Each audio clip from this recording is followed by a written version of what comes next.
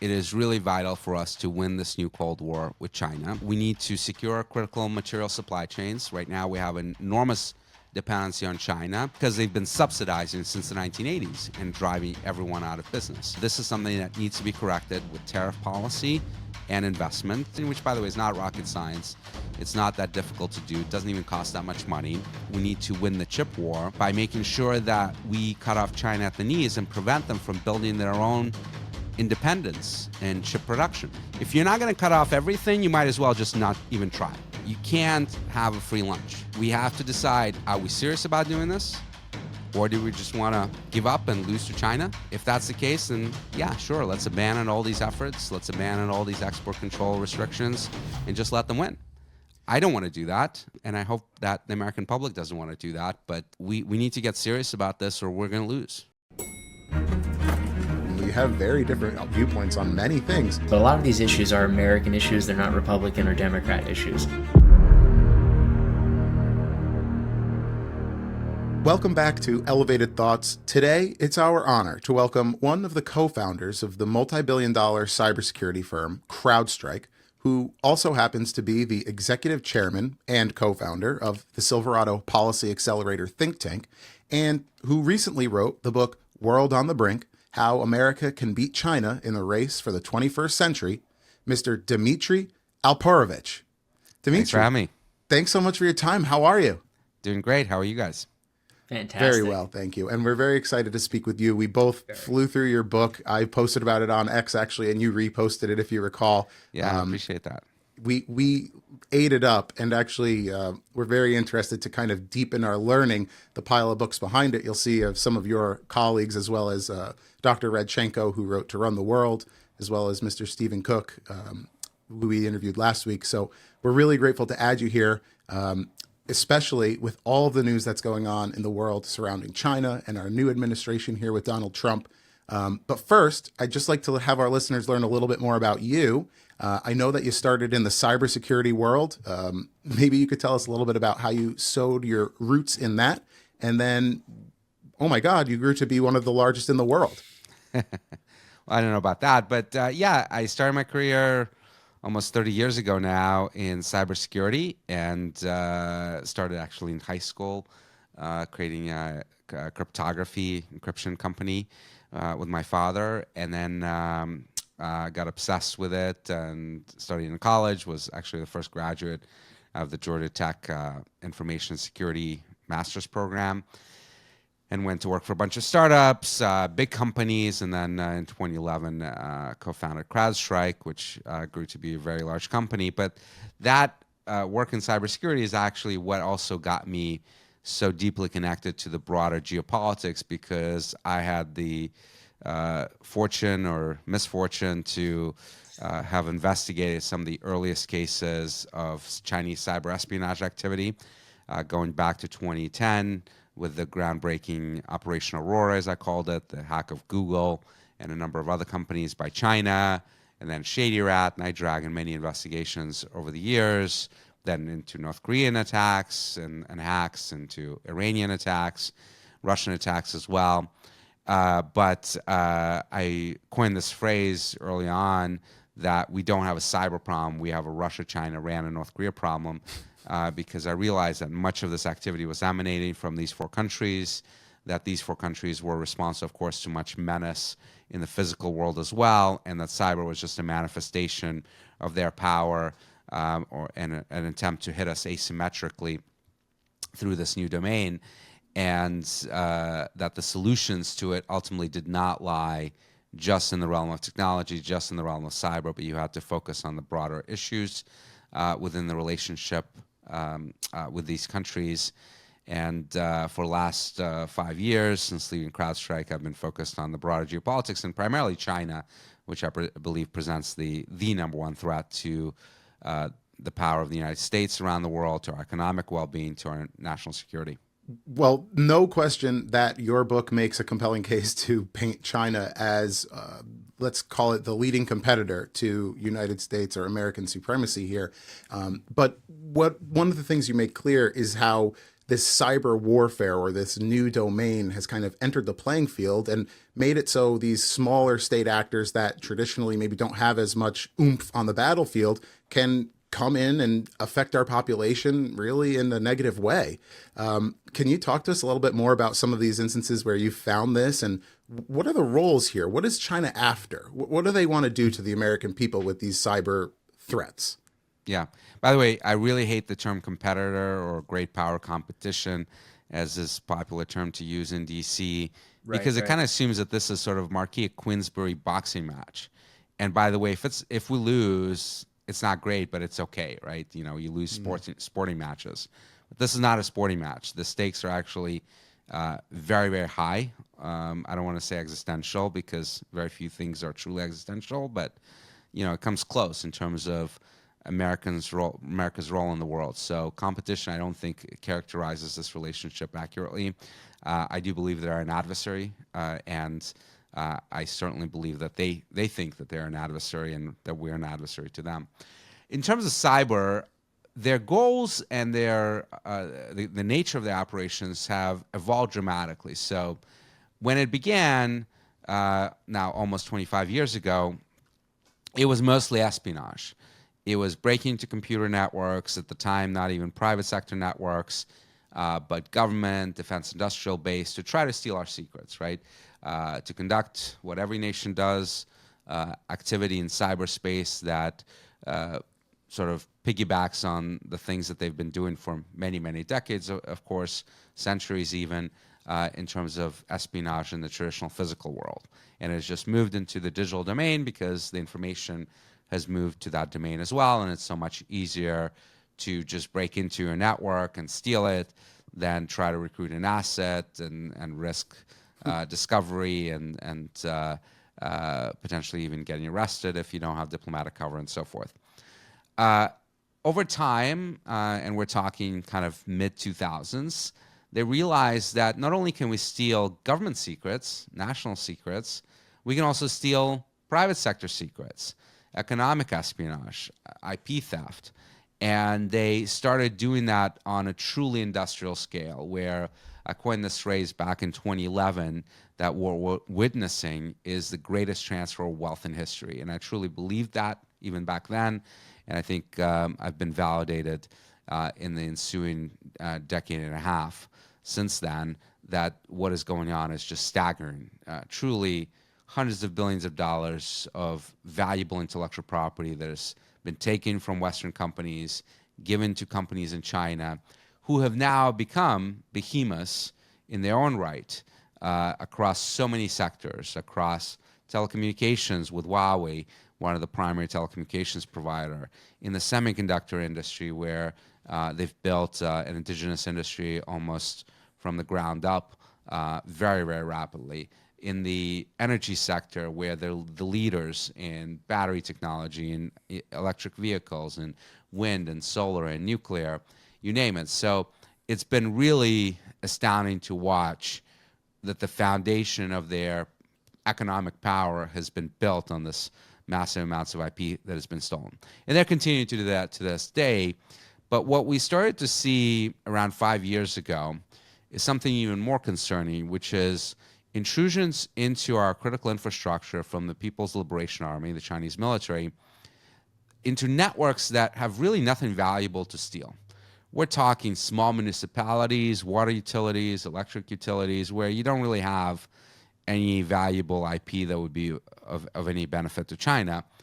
But the U.S. government, the U.S. intelligence community believes this is being done for the purposes of pre-positioning, gaining access to these networks, so that in the event of a conflict, let's say over Taiwan, the Chinese would try to hold our infrastructure hostage for two reasons. One, to delay and potentially impede our ability to mobilize and flow forces across the Pacific in support of a defensive Taiwan scenario or the Philippines scenario. And two, to actually try to hold that infrastructure hostage and blackmail us by saying, well, you know, if you're going to get into conflict with us, not only are we going to harm your forces in the region, we're also going to attack your mainland through a variety of means, including in cyberspace. and try to hit your civilian infrastructure, your financial sector, your energy, and so forth.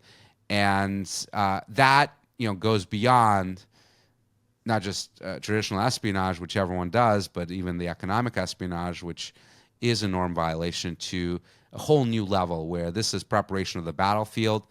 I believe this is yet another indication, which we have numerous indications of now, the Chinese are preparing for conflict with us. So this is not a competition. This is something much worse. So I want to take the conversation in kind of a direction that is good for the layman and people out there who maybe not have their nose deep in geopolitics or even understand, what goes on over shores when they're worried about, domestic issues. I think you touched on it earlier, the, Russia, China, Iran, and North Korea problem. I don't know if I got the order right, but essentially those are the four countries that are in opposition to the current world order. The U.S. has plenty of its own past and even current transgressions that we need to get our noses straight on. However, I don't think people realize when they try to say the U.S. should step back or shouldn't be the world police or shouldn't be so transformational, and that is right in certain regard, but I don't think they understand the scope of what those nations are trying to do. Right, they're trying to change a world order that many of us appreciate but don't.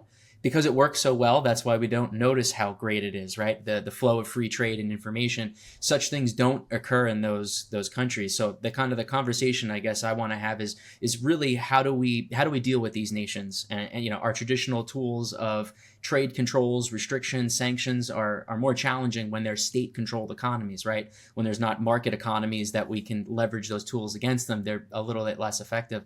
But there is some ways that I think we've done in the past, and you've touched on in your novel, is immigration, right? The United States, most of our economic power comes from attracting great minds from abroad, and I think that's really important. But another one is trade with partners and allies who are very important to trying to maintain this view of the world that we have, as opposed to the multipolar world those other nations are trying to create. So, where do we work on those areas, and why are these things important, like immigration and trade deals for Americans who might be focused on domestic issues only?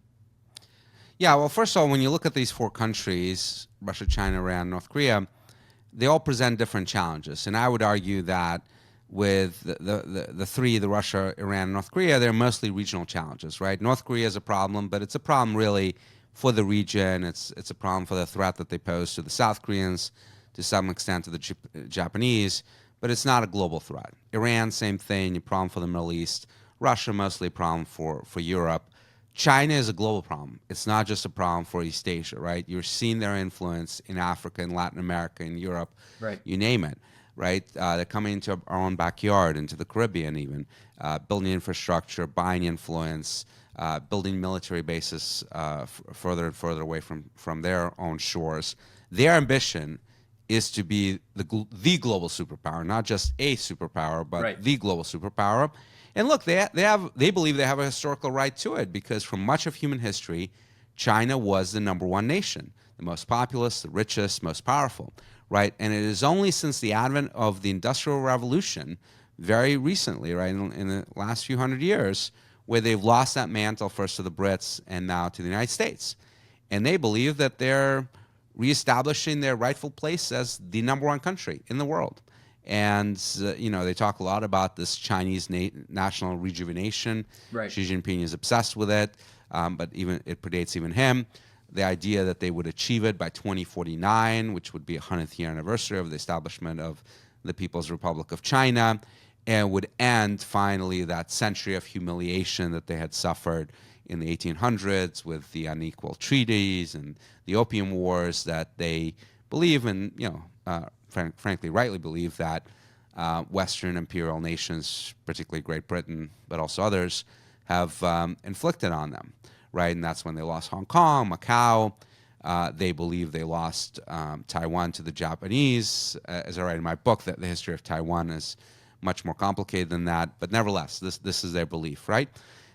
So their vision of the world is that they're number one and everyone else is going to be subservient.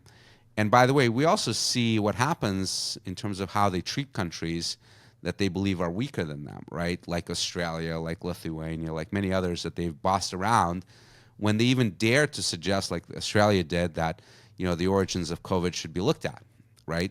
and they immediately punished them with tariffs and bans on imports of lobster and barley and other things from Australia. They do this all the time. They bully other countries from the position of we're stronger, you're not. So it's not just about a rules-based order. I don't like that term, and I think that it's hard to tell the American public that we should fight for the rules-based order. This is not something that motivates people, right? But I think you can tell them that we should fight for our way of life, for our economic prosperity, that we don't want to become subservient economically to China. We don't want China to bully us around like they bully other nations around. And we want to remain the number one nation. I think Americans want to win. We want to be number one in most things. We wanted to win, the Cold War, the first Cold War. We wanted to get to the moon first. We wanted to be first in all of those things. And I think that this is enough of a motivating factor to say we're in a new Cold War with China now, and we have to win. Losing is not an option, right? And that is the challenge that we have to confront now. That's a major part of your book that popped out at me when I read it. I go, whoa, he's saying we're in Cold War II. Do you know if you're the first person to kind of coin that phrase here with what we're seeing today? No, there have been other people. Neil Ferguson, a famous historian, has used it. So many people have used it. I think I created a fairly comprehensive framework for how to think about Cold War II versus Cold War I. A lot of people that claim we're in Cold War II, like me, make the argument that it's a very, very different Cold War from the first one. And I actually highlight in the book how similar the two conflicts are, remarkably similar, right? Taiwan, this flashpoint we have currently with China, is very, very similar to Berlin, West Berlin. For the first 15 years of the Cold War I, was the place where the United States and the Soviet Union almost went into hot war, including nuclear war, until the Berlin Wall was built. You have so many similarities in terms of global competition for supremacy between these superpowers. You have preparations for conflict. You have an arms race, including a nuclear arms race, by the way, as the Chinese are building up their nuclear weapons at a very alarming pace for the first time in many decades since they've acquired them. You have a space race where for the first time in many decades now, we're trying to get back to the moon before the Chinese do, and maybe to Mars after that. You have economic warfare. You scrabble for military bases. You have the world dividing as it did in the first Cold War, but not completely, because one of the things that people say is, well, this can't be a Cold War with China because so many countries don't want to choose. Well, guess what? The exact same thing happened in Cold War I, where we had this part of the world, actually a huge part of the world, called non-aligned, that didn't want to choose. Countries like India, Indonesia, many others that didn't want to be part of the first bloc or first world bloc or second world bloc, and wanted to choose their own path. You have the exact same situation, and many of the same countries, frankly, deciding that they don't want to choose and want to play both sides. You have a tech war. You have an ideological component to the struggle, where, once again, by the way, you're facing a truly Marxist-Leninist adversary, because Xi Jinping is absolutely a Marxist-Leninist. But beyond that ideology, certainly authoritarianism versus a democratic governing principles is present as well. So just so many similarities, and really the only difference that you can point to is this economic interconnectivity between the Soviet Union, between China and the United States that you have now, which, by the way, is changing as we speak, right? You have President Trump saying that he's going to institute tariffs as soon as February 1st on China. Of course, he already started that in his first term in 2018 when he put tariffs on China, which started the decoupling process. It continued under Biden. It's probably going to get accelerated now. And as I highlight in the book, by the way, the idea that the economies of the Soviet Union and the West were completely disconnected is also a historical fallacy, because there were numerous connections between the two, and many Western companies were investing in China. I grew up in the Soviet Union drinking Pepsi Cola, which was freely available. Coca-Cola was not, but Pepsi made a deal with the Soviet Union, so it was one of the companies that decided to operate and bargain with the Soviets. So that has a pattern, unfortunately, right? Of many business interests starting perhaps benign, what was a developing market at the time, but it's kind of accelerated China's development and kind of given them an outhanded leverage in the marketplace that even to the point of an overproduction crisis many economies are worried about right now. Totally. And you see this to this day, which is just so amazing to me, that companies still are trying to make this argument that as much as China is violating every rule book in the world, stealing IP, subsidizing the industry, engaging in overcapacity, not playing by the rules of the WTO, the World Trade Organization, that we should still work with them because there's money to be made there. And then on the same, in the same breath, argue that, oh my God, China is eating our lunch. Why isn't the government doing more to help us, right? This is literally happening as we speak with AI right now, with the DeepSeek announcements and everyone freaking out. And literally last week you had, not last week, I guess 2 weeks ago, you had the last, one of the last executive orders of the Biden administration was the so-called AI diffusion rule, which dramatically escalated export control restrictions on export of chips, primarily to China, but also to other countries that facilitate black market imports into China. And you had industry completely up in arms about that. How dare would we cut off chips to China? How dare would we try to restrict it and cut off access for American goods? And then now 2 weeks later screaming, oh my God, look at Chinese progress in AI. Well, the two are not disconnected. You can't build AI without chips. On one hand, industry, you want to sell them chips. On the two, you're screaming about the progress they're making when they get those chips and start building great models. One of the most interesting facts that you listed in your book was how China imported more than anything semiconductors last year and chips, more than oil and crude oil by a factor of hundreds of billions, I think. Now, with this DeepSeek coming out, another actually a United States-based, I forget the name of the firm, but he went on the news on CNBC. He said, well, you don't get it. China has probably 50,000 H100 NVIDIA top-of-the-line advanced chips. They just got them illegally. Do you think that that's possible, or that they're kind of importing these chips, or are they maybe just rebuilding LLMs and trying to figure out? No, they're using. By the way, they actually said in their paper, they published a paper on how they did this. They talked about using H800 chips, which basically is exactly the same as the H100. So what happened is in 2022, the Biden administration started implementing export controls on GPUs and restricted NVIDIA from selling H100s to China. NVIDIA immediately turned around and said, okay, we can't sell H100s, but what we're going to do is we're going to look at the technical controls, because they didn't call out the model by name. They said that a chip with those performance characteristics is banned from being sold to China. And they said, we'll make a chip that's just a tiny bit below that threshold. Come right up to the line, right? And what they did with the H800 is basically take the H100 and limit the interconnect for memory bandwidth. And said, oh, this meets the limits, we're going to sell it to China. It took a whole year for the United States government to, of course, work through the bureaucracy to say, well, no, that chip is also banned, and lower the standards significantly further. So H800 got banned in 2023. But of course, in that time frame, NVIDIA sold a ton of them to China. And at least in their paper, they claim that they used H800s to train this model. Many people I've talked to suspect that they also used a bunch of H100s in addition to those that were smuggled illegally into China.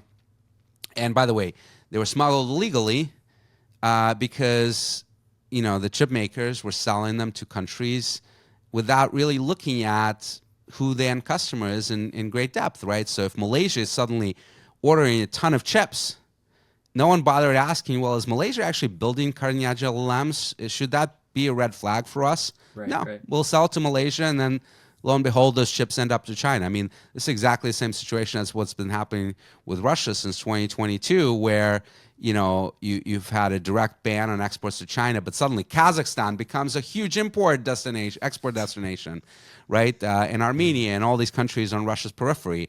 And no one bothers asking the question, is it strange that someone we've never sold to before in Central Asia suddenly wants to buy all the stuff that we used to be selling to Russia? No, why bother asking the question? Let's just sell. the money was too good to resist, I Of guess. course. Wow, I would not expect that. Yeah, so coming from the recycling industry specifically, I'm in electronics recycling now, so I can kind of talk a little bit firsthand over the last few years of how, their way to recover semiconductors, especially RAM chips and things like that, to reintegrate them into new products, to recycle batteries, not necessarily legally, and put them into new products and things like that. The Chinese are very innovative and good at evading certain practices that are levied against them. So what you do a lot of your work at the Policy Accelerator, Silverado Policy Accelerator, and especially several of the suggestions in your book are things that we as the United States can do to be competitive. Could you maybe touch on some of those and things that we kind of need to be allocating our resources and commitments to? Yeah, so if you look at the strategy, right, I believe that it is really vital for us to win this new Cold War with China. And I outline what we need to do that. So first of all, you need to go on offense and invest in innovation. We need to win this innovation race.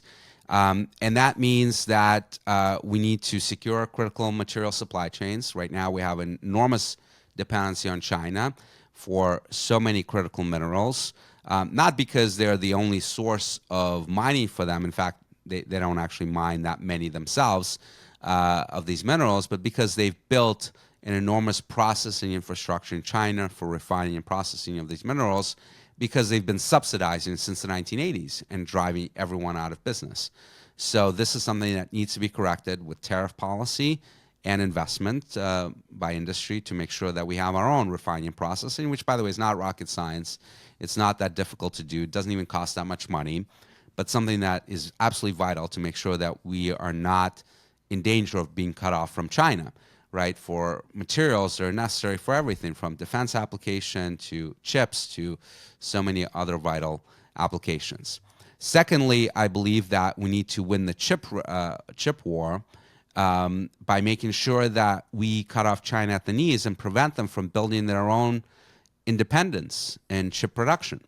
And that is not hard to do because the most sophisticated equipment that man has ever built is actually these machines that you use to manufacture chips, right? These semiconductor manufacturing equipment companies that can, stamp, carve out, in silicon these transistors that are, shorter than the width of a human hair, right? Just absolutely unbelievable level of complexity that goes into it.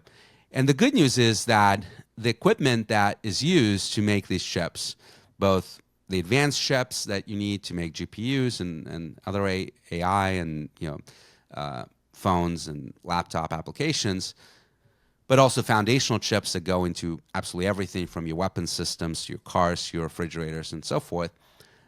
All that equipment that is needed to make those chips is made basically in 3 countries. It is made in the United States. The leading companies in that space are Applied Materials, Lam, and KLA.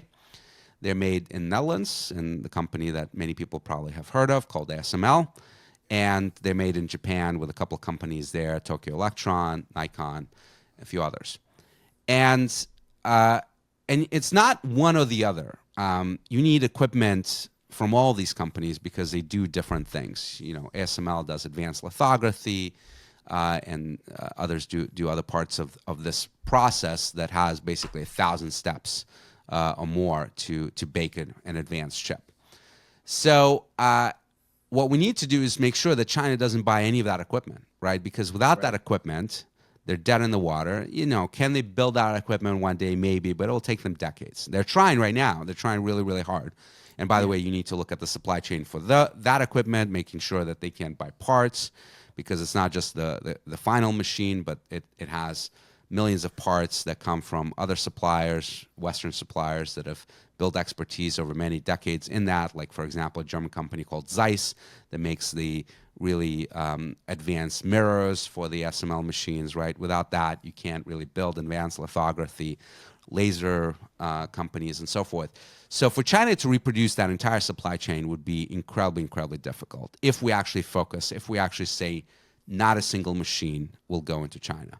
We haven't done that. We've done this very piecemeal where we try to have our cake and eat it too and say, well, machines that can produce chips below 18 nanometers but exclusively can produce chips below 18 nanometers, we're going to ban, right? And it took us years to even get the allies on board with this, even though we could have forced them.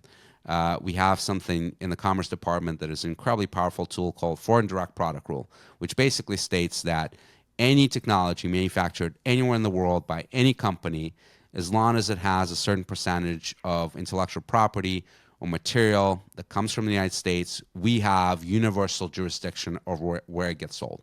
This is how we instituted a ban on sales of semiconductors to Russia after their invasion of Ukraine, because every single chip made anywhere else in the world is either made with U.S. equipment, with U.S. intellectual property, designs, etc. So we said any chip, we don't care where it's made, in China, in Japan, in Taiwan, none of it can go into Russia.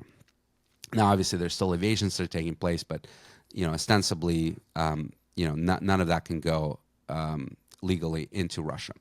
So we could have done that with SML. We could have done it with the Japanese companies, but we chose not to. We chose to take a very nice approach and try to convince them. It took years, so we wasted a lot of time. And even then, it was full of loopholes because we said, well, only equipment that is exclusively, and that word is very important, exclusively used for 18 nanometers and below, we will not send to China. And then a couple years later, Huawei produces a chip that's at 5 nanometers, and the world is shocked. Actually, 7 nanometers first now, about getting to 5. And everyone's like, how in the world did they do this? And I don't understand why anyone that knows anything about this industry was surprised, because 6 years prior, in 2019, TSML showed a process in their fab to produce a 7 nanometer chip with equipment that you also use to produce 22 nanometer chips, the so-called DUV SML machines, which are allowed into China. So the fact that years later Huawei reproduces essentially that same process that we knew was possible back in 2019, suddenly everyone's shocked. Like, how could they possibly do this? Well, we knew it was possible. In fact, TSMC showed us that it was possible, right? So we just weren't ever serious about these export controls. And even today, I got so many opinions from reporters about this DeepSeek announcement. Does this mean that export controls don't work? Well, no. It means that we're not serious about implementing them. They're not comprehensive. So if you're not going to cut off everything, you might as well just not even try, because it's never going to work. So, it's up to us whether we're going to get serious about this and we're actually going to focus on winning the Cold War, or whether we're going to play both sides and try to have our cake and eat it too. There's no way to fight this conflict, and I talk about the Cold War, hopefully not a hot one, without pain. It's all going to be painful. There's going to be revenue impacts. Tariffs are going to have inflationary impacts. You can't have a free lunch. So we have to decide, are we serious about doing this? Or do we just want to give up and lose to China? If that's the case, then yeah, sure, let's abandon all these efforts. Let's abandon all these export control restrictions and just let them win. I don't want to do that. And I hope that the American public doesn't want to do that. But we need to get serious about this, or we're going to lose.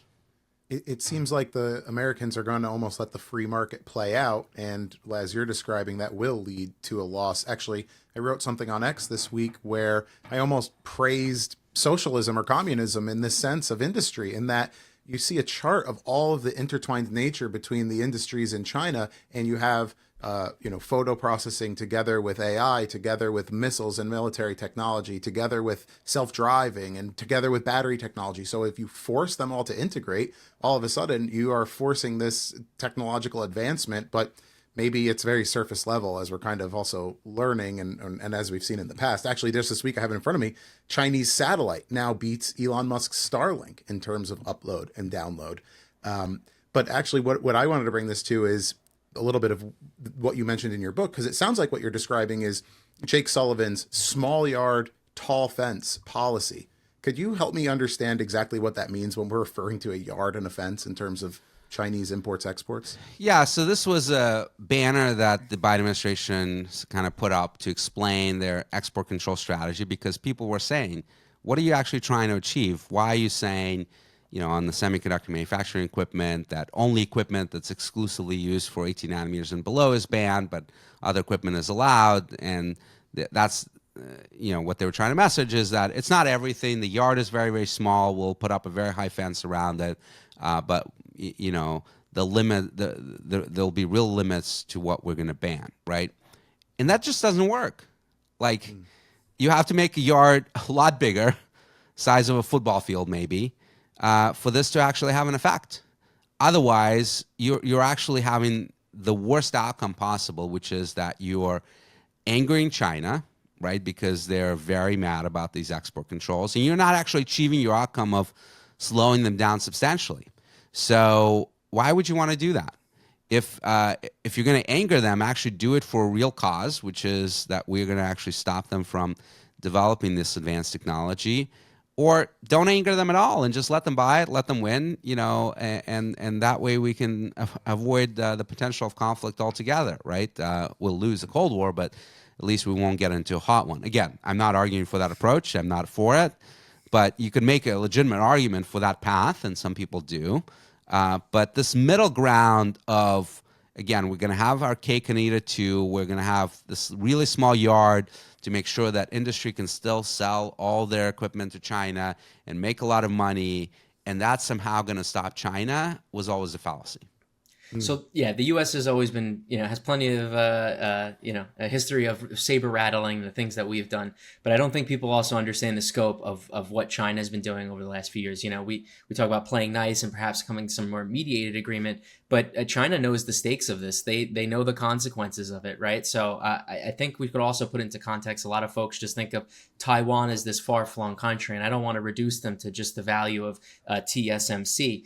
But, could you maybe talk about just the role Taiwan plays in all of this? To many folks, it sounds like just a vestige from the conflict from, decades ago. But there's some real economic implications if we don't have a free, independent Taiwan anymore.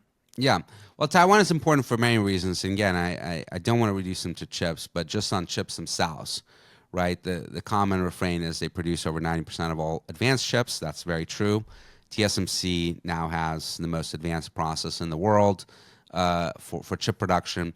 But beyond just the advanced chips, they produce 40% of all chips, period, right? So this is just an absolute powerhouse in terms of chips manufacturing that is not reproducible anywhere else in the foreseeable future. A lot of people have this misconception that the CHIPS Act that we passed a few years ago that authorized about $39 billion of direct grants, and about $20 billion in tax breaks and some research grants as well, that's going to compete with Taiwan. That was never the goal. That was never the objective. And it couldn't be the objective because the numbers are laughable, right? The cost of an advanced fab, just one, is about $30 billion. Right now, we're not paying for the full size cost of the fab, but nevertheless, this $39 billion is a drop in the bucket. It is important, but you're never going to compete with Taiwan. TSMC built one fab at 4 nanometers in Arizona. It's actually working fairly well, but they're building one fab a year for the next 10 years in Taiwan. Right, that is the scale of what you're seeing in Taiwan. Right. You're just not going to have in the United States. The cost of labor, the cost of environmental permitting and so forth is just so much higher here than it is in Taiwan. The ecosystem that they've built, I just don't see in the next 10 years that changing at all. And in fact, the projections from industry itself is that the United States will go from having about 10% market share before the CHIPS Act passed to maybe 18% market share of global chip production in 10 years or so. And virtually none of that will come at the expense of Taiwan. It will come at the expense of Korea and some other countries, but Taiwan will still remain the massive producer of chips. Now, the main threat to Taiwan, in kind of double-edged sword way, is actually China, right? Obviously, there's a direct invasion threat, but the other threat is that China is trying to dominate this industry. And they're the ones that are spending hundreds of billions of dollars, not 39, but hundreds of billions of dollars trying to create a domestic industry, stockpiling massive amounts of this equipment that we should be banning from transfer to them, stealing engineers from U.S. firms, from Taiwanese firms to try to come in, stealing intellectual property. And the main threat on the chip side is that China will actually build that independence themselves and dominate that industry, and Taiwan will become much less important to them which is probably one of the constraining factors right now on them thinking to invade it, right? Because in the case of invasion, those fabs probably get destroyed. Global economy is ruined, including China's. But if they achieve that chips breakout, independence of production, then they have a much freer hand to go after Taiwan without worrying about impact to those fabs. So when we talk about Taiwan, the way that your book opens, and it really caught my attention because I actually am coming off the heels of reading Annie Jacobson, Nuclear War, a scenario where that outlines exactly what would happen if, in her situation, North Korea launches a bolt out of the blue attack on the United States. And whoa, it made me actually think, and I will delete this if I ever run for president, that I don't think I have the ability to push that button to end humanity, as it were. So when you start your book and you explain this situation, or this hypothetical situation where China kind of sails over, I think it was November 13th, you chose the week after the presidential election in 2028. And I know you've run war games as well. I have a question, is that wouldn't China be shooting themselves in the foot to do this non-diplomatically? They would lose access, just like everyone else would, to this global economy of chips, which is the new oil. So I would think that this kind of mutually assured destruction, this nuclear proliferation, it almost is a dead-end street because everyone's ingrained now in the globalist world. How can you level that China will do that in spite of themselves? Well, again, you're making two assumptions there. One, that China will remain dependent on Taiwan and their chip production by 2028, which is they're desperately trying not to, right?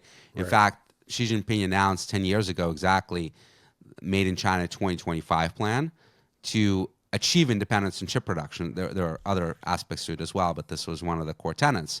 They failed at that, largely because we slowed them down, also because of corruption in China and a few other things. But even though they missed the deadline, the ambition did not go away. And they're still investing massively. And again, you see the progress with Huawei with 7 nanometers, now 5 nanometers. They're getting there, right? So you could see a situation where with this massive amounts of investment and our very ineffective ways of trying to stop them, they'll be much less reliant on Taiwan when they ultimately choose to go. And the rest of the world will still be reliant, but China won't be, right? So that creates, an enormous opportunity for them. And then secondly, the assumption is that Xi Jinping actually cares about economics. And everything we've seen in the last 3 years or so, or 4 years since he ended zero COVID, suggests that he doesn't actually care that much about economics, right? The stimulus that they've introduced to their ailing economy is very ineffective and fairly small compared to what many economists believe it should be. He keeps pushing back, even though he's a Marxist-Leninist, he keeps pushing back against socialism and giveaways to the people, which is very ironic. I think his experience going through the Cultural Revolution in the 1960s kind of made him think that he went through a starvation period and really rough times, so everyone else should just buckle up and crying because you don't have a job. You're weak, right? Is what he's probably thinking. Toughen up. So I'm not sure that economics alone would deter him from doing what he believes is in the fervence of, Chinese national rejuvenation, as he calls it. So those are the two things that make that scenario potentially more likely than many people might think. And then in your hypothetical war games that you've played out with world leaders, has there been any positive situation where, if that does happen, the United States comes out on top here, or it's just a really bad every way cut it? Here's the situation, right? When you think about 3 potential outcomes here, and I believe, we haven't talked much about Xi Jinping's intentions, but I believe that he's intent on taking Taiwan in his lifetime. Yeah. The man turned 70 last year, right? So do the actuarial math, and the next 10 years may be very dangerous. And we've just seen what happens to their leaders when they get into their 80s, health-wise, mental capacity, etc. Who knows what happens? So, and the clock is such that he's up for re-election in the Chinese Communist Party as chairman in 2027. That's going to be a 5-year term, assuming he gets reelected, which most people tend to think is near certainty, given that he's eliminated all competition and instituted loyalists within the party. But in 2032, when that 5-year term ends, he'll be 79, right? In the Chinese system, they don't tend to elect their leaders into their 80s. Again, health concerns. If economy continues to do as badly as it has been, his power base may erode. So in his mind, at least, I think 2032 may be that potential deadline. I don't think he's penciled a date certain in the calendar. There's a lot of speculation about 27, which I actually don't share. I think that's probably too soon. But sometime in that probably 28 through 32 period, he may decide to go. And the question will be, first and foremost, what does the U.S. do? Do we fight for Taiwan if they go? And the impact if we do and if we don't. But, in those scenarios, you basically have three potential outcomes, right? He goes and he loses somehow. He goes and he wins and takes Taiwan. And he doesn't go at all. And when you think about the first two possibilities of war, none of them are good. I mean, obviously, it's better if he loses than if he wins. But boy, the outcomes in terms of loss of life, potential for escalation. After all, this is a nuclear power, China, with about 500 nuclear warheads and trying to get to about 1,000 by the end of this decade. This is very, very serious business, right? The loss of life we would encounter would be just unimaginable. I mean, we haven't seen losses like that since World War II in terms of daily losses of personnel and economic devastation, et cetera. So, the only, if you remember that 1980s movie War Game, right, the only right move is not to play. The only right move is to deter him from ever launching this. And this is what we need to focus on with economic deterrence, with military deterrence. But boy, we don't want to be in a conflict with China and having to fight this thing, because even if we win, it will be horribly, horribly disastrous for us, for the whole world. So I'd like to touch on some of the ways that we're kind of engaging in this Cold War II conflict with them, or at least some of the tactics that they're using. And one of the more contemporary issues is TikTok, the 12-hour ban that happened. I think it's kind of important, and perhaps I was following the red herring for a little bit too long when I heard one of your comments. So the whole concern even isn't just so much about even where the data is hosted, but it's the algorithm itself. Is that right? Because as I read, I'm getting about halfway through Yuval Noah Harari's book, The Nexus, and it kind of really does paint the picture of how powerful and manipulative at times algorithms can be.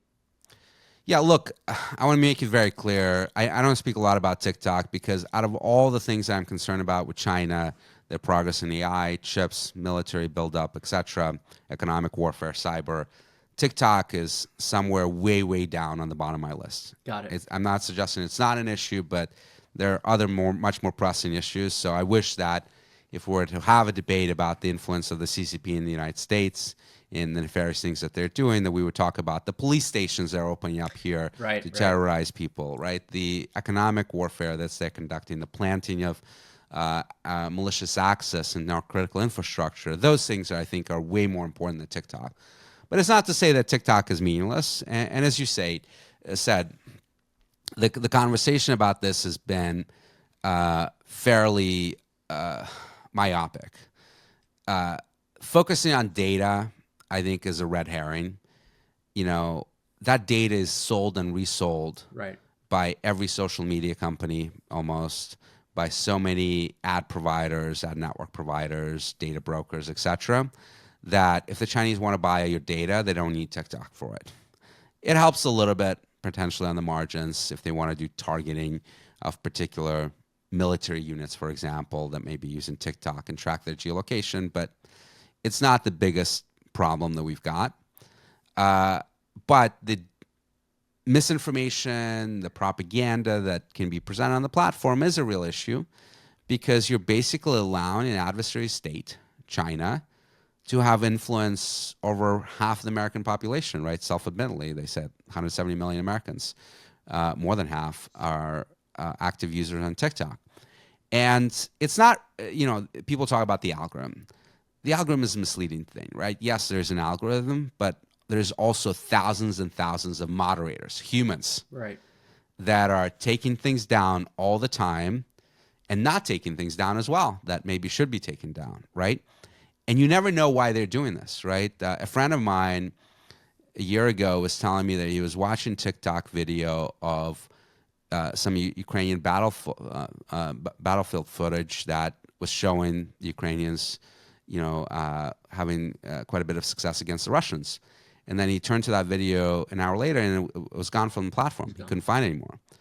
And he didn't know if the content owner took it down voluntarily, if someone complained about it, maybe it was a violation of terms of service because it was showing carnage and it was taken down, or maybe because TikTok themselves decided to take it down because it was presenting the Russians not in the light that they wanted to present them, right? And the fact that you don't know is a real problem, right? Sure. And the fact that you suspect that it might not be an innocent, content owner decided they didn't want to have that video on their feed anymore, is a real issue.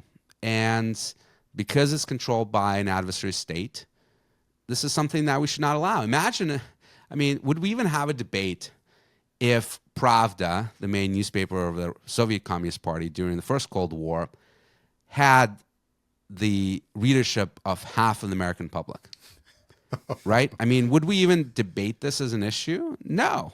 We would prohibit. And by the way, this is not even hypothetical because we actually have laws in this country about media ownership, foreign media ownership, and even concentration of media ownership for Americans, right? So, for example, as an American citizen, you cannot own more than 40% of the local television stations in the United States. You can't. And newspaper as well, right? Because of media concentration rules. As a foreign person, you cannot own a TV network. So this was an issue in the 1980s because Rupert Murdoch, when he was still an Australian citizen, tried to buy the Fox network, not Fox News, but the actual Fox network, and he was prohibited from doing so until he became an American citizen, right? So this is real stuff that has been in law for many decades, that has been approved by the courts, that has not been controversial at all. Now you have social media that is kind of the new manifestation of this media, and it fails on both counts, right? First of all, you have a social media network that is owned by a foreign entity, an adversarial entity, and two, they self-admittedly have the user base of over half the American population, right? So on both issues, you have the failing of the test. Now, the FCC regulations don't apply to social media, and some people will say, well, it's not really media. I don't buy that because even though the content is user-generated, again, the algorithm and moderation decides what you see, when you see it, what you don't see, and that's a real issue. So again, it wouldn't be at the top of my list of concerns around China, but I just think it's nonsense that we're even debating the fact that an adversary state should have this level of influence over us. It was so funny to me. You can even look at some of the Twitter feeds. Charlie Clerk was elevated to saying, ban TikTok at last year, ban TikTok at the end of last year. And then when Trump says, well, maybe we shouldn't ban it, he goes, we need the free speech app of TikTok. But then to see China have the Little Red Book app or Red Note queued up just to be pushed to all of the quote unquote TikTok refugees, it was like a picture perfect chef's kiss. They couldn't have written it any better to get the weak-minded Americans. Sorry, everyone on Red Note, but right, you're seeing all these beautiful areas of China, and you're seeing how much groceries cost, and just lacking the information to put it into context. It really opened my eyes to say, whoa, we've probably been dealing with this for a lot longer than just a couple months or a couple of years. Sure. What did you find in the terms of service there, Cooper, the other day that you tweeted about, right? I don't have it in front of me, but right on Red Note, it says, we don't allow anything that goes against the opinions of the Chinese Communist Party. Like how that's in the terms and service, it's pretty wild. I think it's But by the way, there's also, we didn't talk about this, but there's basic fairness issue here, right? Instagram, X, Facebook are not allowed in China. Why would we allow their software, essentially their equivalent, to be distributed in the United States? That seems like until they even consider allowing our platforms in, we shouldn't even discuss this, right? Aside from all the other issues.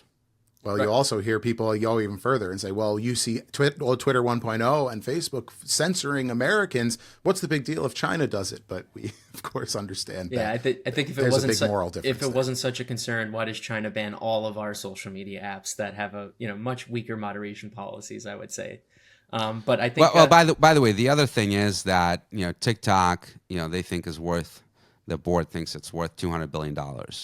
Let's assume that's correct for a second. I mean, they do generate tens of billions of dollars of revenue, and the fact that even though this law passed last year, right, last April, I believe, that they've done very little to even explore potential divestitures, right? The fact that they were completely unprepared for this ban when it came into effect, and they're now scrambling, tells you a lot about the fact that, if this was a real business that was driven by commercial interests, they would have had a backup plan, right? Because you don't want to lose $200 billion and have that go to nothing. right. And, the fact that they don't seem concerned, and the Chinese Communist Party came out originally, I know they're trying to shift that mindset now, but originally said, we're not going to allow divestiture. So you're going to allow $200 billion to go up in smoke. Well, that just validates it that this wasn't a commercial venture to begin with. Very interesting. Yeah, that is something interesting to hold on to. So as we get to the last few minutes of the show here, I just want to see if there's anything that you feel that we missed that we didn't want to cover. I would love to touch on Ukraine, but perhaps that's just a whole episode dedicated to there. You unfortunately do hold the title of being able to accurately predict the invasion when most other pundits disagreed with you. Invasion. Not invasion. I'm sorry. Invasion. And I think it's just kind of important to understand, perhaps we could look at recalibration of our foreign policy, but I don't think withdrawal and retrenchment is the answer, because we could see our adversaries moving into the zero-sum areas where we would, in theory, be, pulling ourselves from. So again, is there anything that we missed that you really want to hammer home, and some other key themes? Yeah, well, Ukraine is a much longer conversation. We could spend an hour just on that. But I'll just say one more thing about Taiwan. I know we spent a lot of time talking about chips. I hate reducing Taiwan to chips because it's actually really, really vital piece of land that has been vital to the United States for many, many decades, long before even the dawn of the age of computing, long before a single chip was even produced in Taiwan. General Douglas MacArthur in 1950 called it the unsinkable aircraft carrier because of its strategic position. When you look at the map, you actually immediately see, this is the only picture I have in my book, it's a map of China and Taiwan, and it shows you that Taiwan is the cork that keeps China bottled up. That this is part of the reason, it's not the entire reason, but part of the reason why China wants Taiwan is to escape that containment of the so-called first island chain that spreads from the Japanese islands through Taiwan to the Philippines. And escaping that containment would allow them to project power across the Western Pacific to push the United States out of that region, to make the Japanese, the Koreans, and the Philippines much more vulnerable, and dominate one of the most important regions of the world. Asia, of course, you have almost 50% of the world's GDP, most of the supply chains, most of the economic growth in Asia. And to have the U.S. not be present there, to have China set the rules of trade, of security in that region, would be hugely detrimental to the U.S. national security, to the U.S. economic security. That is part of the framework for why Taiwan matters. That has nothing to do with chips. And also, of course, Taiwan is a burgeoning democracy. It transitioned from a dictatorship into a democracy in the 1990s. It is a culture that is incredibly proud of its unique history, of its indigenous history that is separate and apart from China's. So there's many reasons why we would want to have an autonomous Taiwan that is not controlled by the Chinese Communist Party, and certainly not taken over through the use of force. And doing so would absolutely change the dynamics of that region. Would I think put under enormous strain our alliances there, and would in very, very direct way impact American prosperity and security. And that is the importance of Taiwan. And that is why the stakes are so big, right? The name of my book is World on the Brink. It is mostly a book about the threat that China poses to the United States in this Cold War II framework. But that flashpoint is Taiwan. I think it's the one place where the United States and China can go to war, potentially, as soon as this decade, as soon as potentially even 3 years from now. And that is something that we have to avoid at all costs. Awesome. Well, Dmitri, we could not be more grateful. This book, highly recommend for people that are calling TikTok a free speech app or simply just don't understand what we are dealing with in terms of U.S. interests versus Chinese interests. So I will put a link down in the description for World on the Brink. Dmitri, is there anywhere else people can find you, maybe social media or a website you want to direct them to? Sure. Dmitri.silverado.org on Blue Sky, the Alperovitch on X. So check out my writings in lots of places. War on the Rocks, Foreign Affairs, and many other places. So, and please check out the book. I hope you'll enjoy it. Awesome. Hey, is there a reason you listed Blue Sky before X? Well, a lot of people are starting to move to Blue Sky, but I still have, I think, 10 times more followers on Blue Sky. Awesome. Awesome. Well, thank you so much for your time. It was really I'm a pleasure. sorry on X, but yeah. No, Thank you. I gotcha. Yeah. Awesome, man. Thank you so much. And keep doing what you're doing because it's terribly important. All right. Take care. Thank you, Thanks. Dmitri.